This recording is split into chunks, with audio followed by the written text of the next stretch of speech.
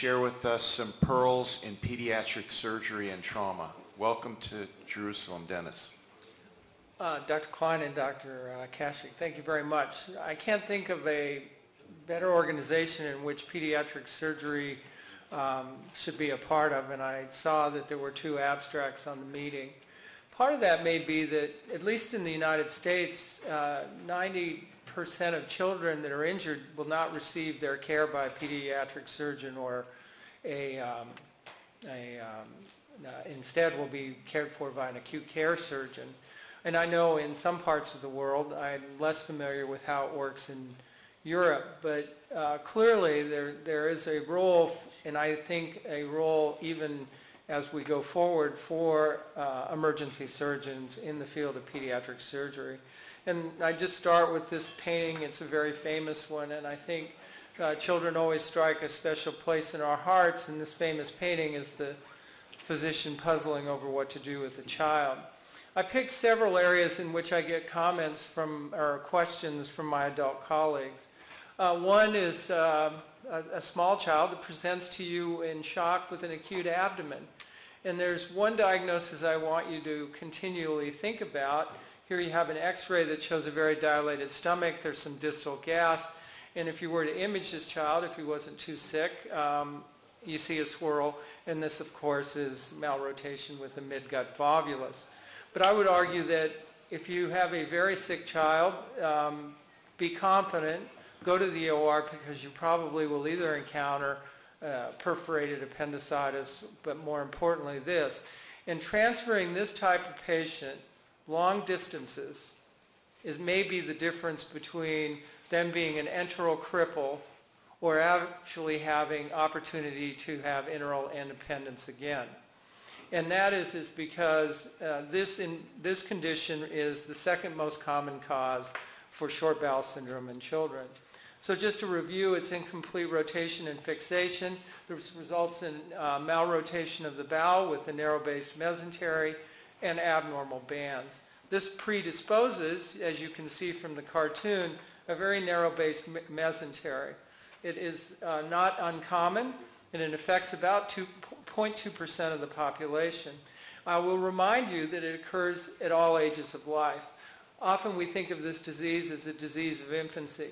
But in fact, 30 to 40% of the cases occur beyond infancy, so the child and even in the adult. In the child or young children, it's often heralded by what almost mimics the picture of duodenal atresia, a dilated stomach and second portion of the duodenum, but the tip-off is distal air. So in children, we say that if you have bilious emesis, this is the diagnosis that needs to be excluded. But it's also important to remember that when you have an x-ray that shows an obstructive pattern in a child without previous surgery, it should always, again, be suspected if there's bilious emesis. So the gold standard is an upper GI. What we're looking for is this corkscrew with a cutoff in this classic picture of midgut volvulus. You may consider CT, or as we heard from Dr. Peitzman, ultrasound is very good for identifying swirl. Put the colorful Doppler on it, and you have your diagnosis, and you can eliminate the CT. But I would remind you to proceed without the study, because this is a post-mortem, and this is what it looks like. This patient obviously did not survive, and the entire midgut is infarcted. The LADS procedure is simply detorse the bowel. This cartoon is showing you, as we say, turn back the hands of time. Divide the LADS bands. These are the obstructing bands over the duodenum. Widen the base of the mesentery, and appendectomy. I know some pediatric surgeons believe that this can be done laparoscopically, but there are many of those of us who do not believe that you do an adequate operation. Moreover, we want the adhesions to kind of keep the bowel in the position now that we've recreated this broad-based mesentery.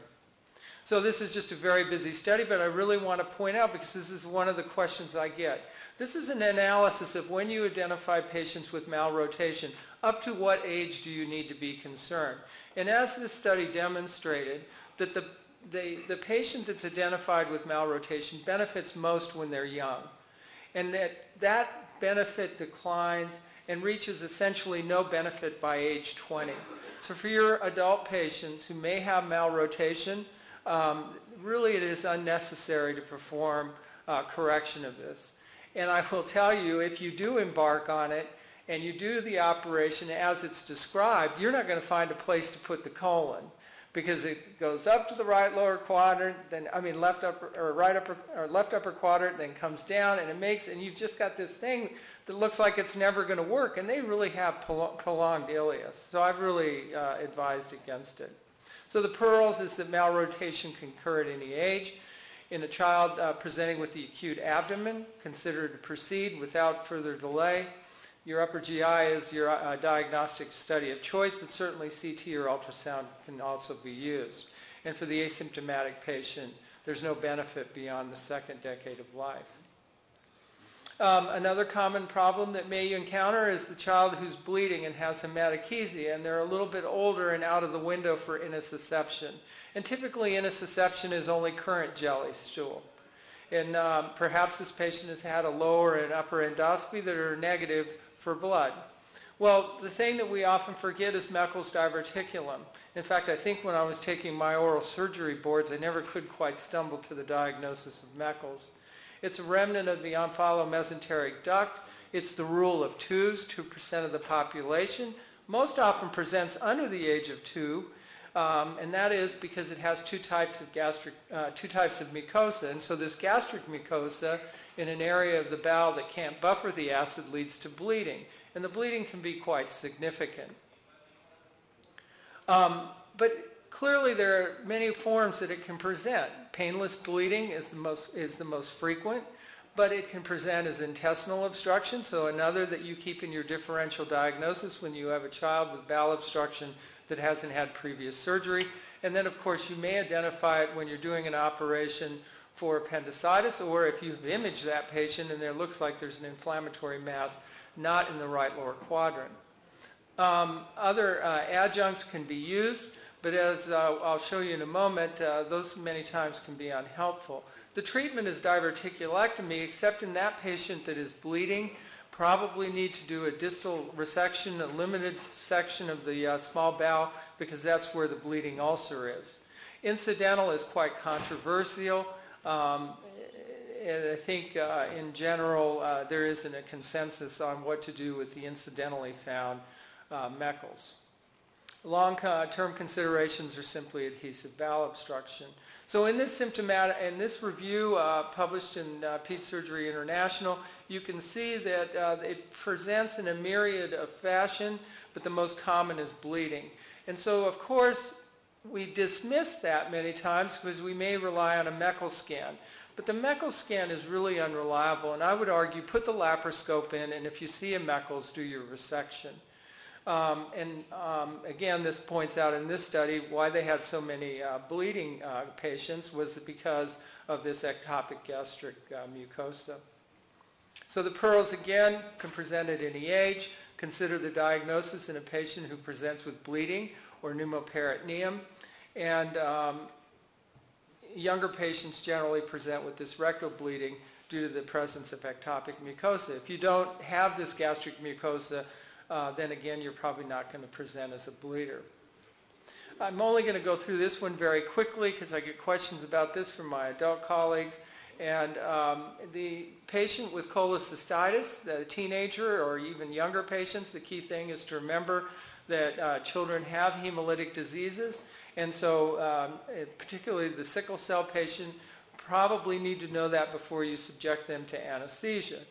In converse, like we see a big problem in the United States is obesity in our children, and so we're seeing more gallstones, but also those that less common conditions like cystic fibrosis, or maybe those that are on chronic TPN. This is the key point, is that acute care surgeons are better than pediatric surgeons for this condition. It's high volume surgeons who have better outcomes. We as pediatric surgeons do not do this operation frequently. So again, what trumps surgeon specialty in this condition is volume. So consider hematologic disease. Those at risk should undergo hematologic evaluation prior to surgery. And again, we do it infrequently, you do it often, and you will do it well. Another condition that you may see, particularly where you are geographically, is the small child that presents with an incarcerated hernia.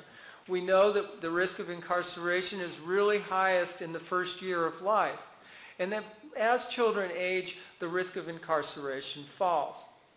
There are two big complications with incarcerated hernia in males and in young children. And the key is, this is why it needs to be addressed promptly, even by attempted reduction in the ED with some sedation. And it's this testicular loss or atrophy. That incarcerated hernia is essentially making the testicle ischemic. And so whenever you operate on these, always advise the family that there is a risk for testicular loss or atrophy down the road. Less common is bowel injury. What about the female who looks symptomatically well and has this irreducible mass in the groin? Is it the bowel or is it the ovary? Well, in fact, it's a sliding hernia and most often contains the ovary. And so don't attempt to reduce it, and then this is something that can be scheduled in the next day or two or even up to a week because the ovary's blood supply is not being compromised. It's a little bit like a barbell. So the vascular supply is not threatened at all, and so this can be fixed semi-electively. Pediatric herniorrhaphy is quite different than that of adults, and the principle here is all that is needed is high ligation of the sac. So the pearls are, as I said, high ligation of the sac, but I would encourage you that if you have a teenager, to consider using a prosthetic repair. I think that they really are, it's a disservice to not do a Lichtenstein repair in the adolescent, particularly the athlete. We do contralateral evaluation simply by putting a laparoscope through the hernia sac. It's a 70-degree lens, and we can see the other side, but probably there's no benefit beyond the age of 2. So now let's turn to trauma. There are 3 areas that I really wanted to just kind of review with you. First is blood. This was a study that we did at Denver Health. Children typically don't need blood transfusion even when they're severely injured. And when you're breaking out the blood in these children, they are at high risk of death. And so in our series we showed that those patients that received blood within the first 6 hours of injury had a 50% mortality. And the most striking part of this is that we're not dying of exsanguinating hemorrhage, but rather lethal CNS injury. So this is just the distribution of patients, and you can see that predominantly these patients were severely injured with high ISS scores. Non-operative management has really become a quality indicator in pediatric trauma care in the United States. I'm a member of the COT and on the Verification Review Committee. When we go in review centers, we're looking specifically at the splenectomy rates. And I'll show you why that is in a minute. But the key is that children fail like adults. The solid lines are adults, and you see more frequently adults do fail, and they fail within this first 24-hour period and then decline. Similarly, children fail as well in this early period. But who's at risk of failure in children? It's, as you would expect, those patients that have multiple system injury and the higher organ grade. The criticism has been that adult surgeons are not trainable. Dr. Moore was chief of surgery at Denver Health when we did the study. We implemented our protocols, and you can see that across all age groups, adult surgeons can follow this and be successful and achieve less than a 5% splenectomy rate. But this isn't true for everywhere. And so you can see in this study examining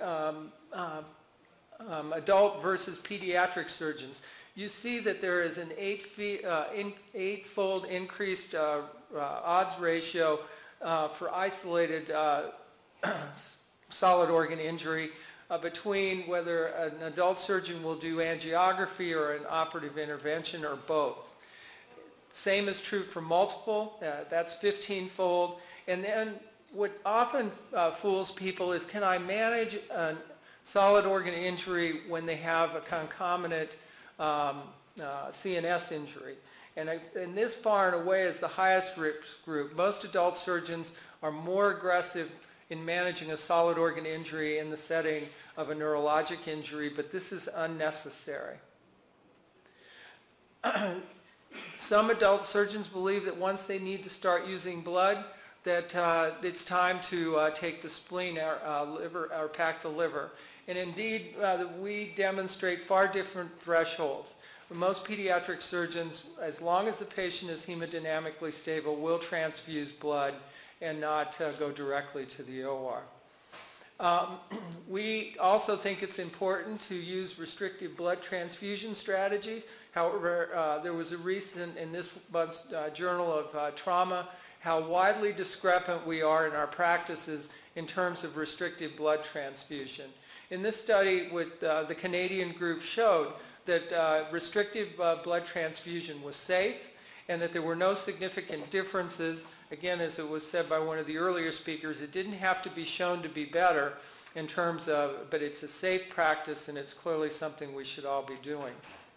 So here the pearls are that the majority of blunt liver and spleen injuries in children can be managed non-operatively. Blood transfusion does not necessitate laparotomy. It's really that hemodynamic response to resuscitation that should guide your decision.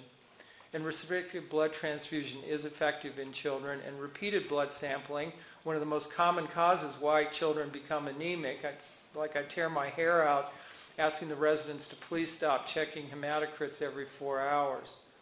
So last thing I wanted to finish with is some of you may know who these two men are. That's Cormack and Hounsfield.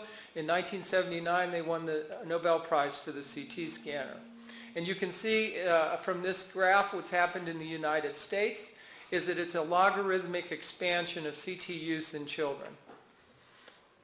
In pre-CT, 15% of radiation exposure to the public in the United States was from medical imaging. By 2006, it had now become 50% of the ionizing radiation exposure to the U.S. population. Why is that important? And I'll only use one study, but this atomic bomb study examining survivors of Hiroshima and Nagasaki in Japan basically showed that after these patients had been followed for 50 years, that they demonstrated an increased risk of solid cancer, and the highest cancer rates were observed in children. And I point this slide out to you because this shows their increased risk of cancer. And if you look at the doses that these people were receiving, this dose range is exactly the dose range that children receive from a pediatric CT.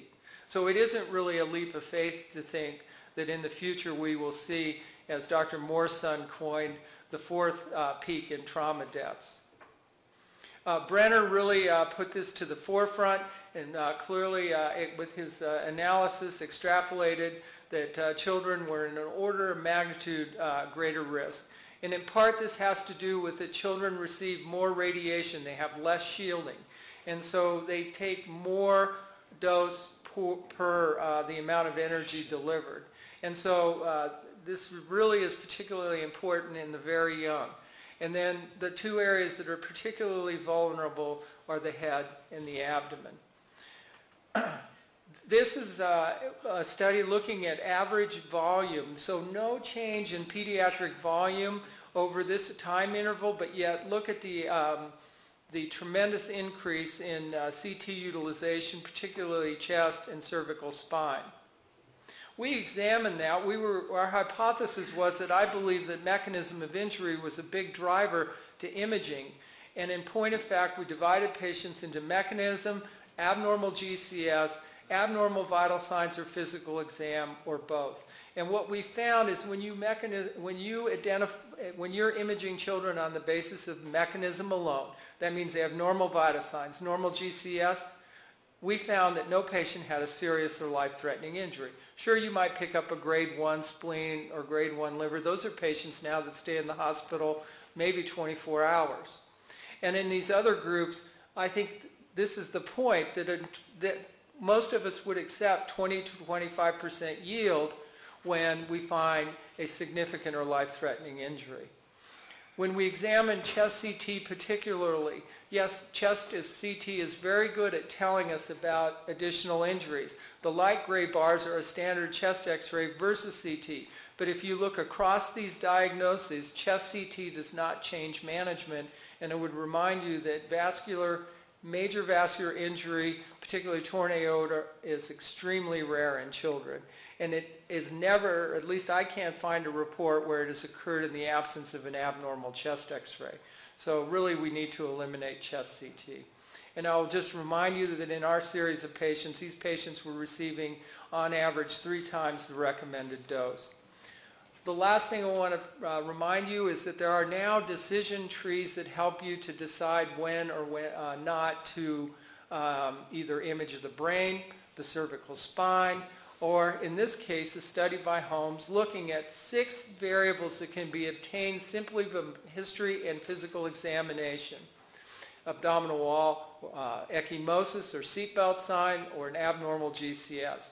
Abnormal tenderness, evidence of thoracic wall. So let's just go through this. If we apply our decision tree, if they have a seatbelt sign, they have a 5% risk of needing an intra-abdominal intervention. So I would say, yes, of course, CT that patient.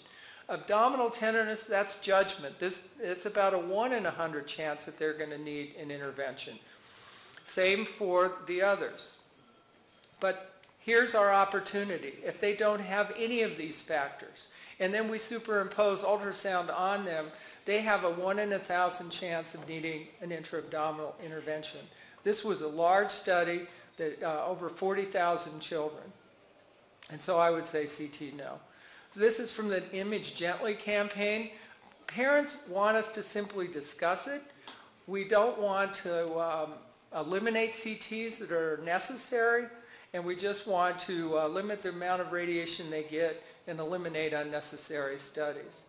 So in conclusion, ionizing radiation from imaging may cause a small increased risk of cancer. There are 2 recent studies, one from England and one from Australia. Both have demonstrated increased bone marrow and brain malignancies, and that's only 10 years after they were recruited the patients.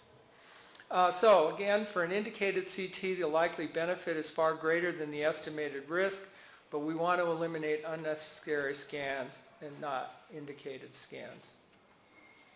So thank you very much, Jeff. This is just a beautiful city. I feel so fortunate. And I would like to say I hope this organization embraces and recruits some pediatric surgeons. Thank you very much. One brief question. Yes. What about attempts of reducing of hernia in the emergency room?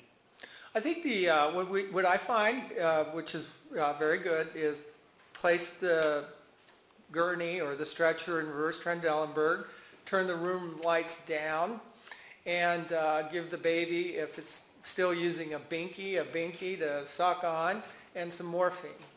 And then it is just general pressure towards the internal ring. And you'll find that that's very successful. And I would encourage you to do that because, again, for this testicular ischemia, and our general rule is if we can reduce it successfully, then we plan for surgery the next day. Because there's a lot of edema and that hernia sac is very friable. Thank you very much. Thank you.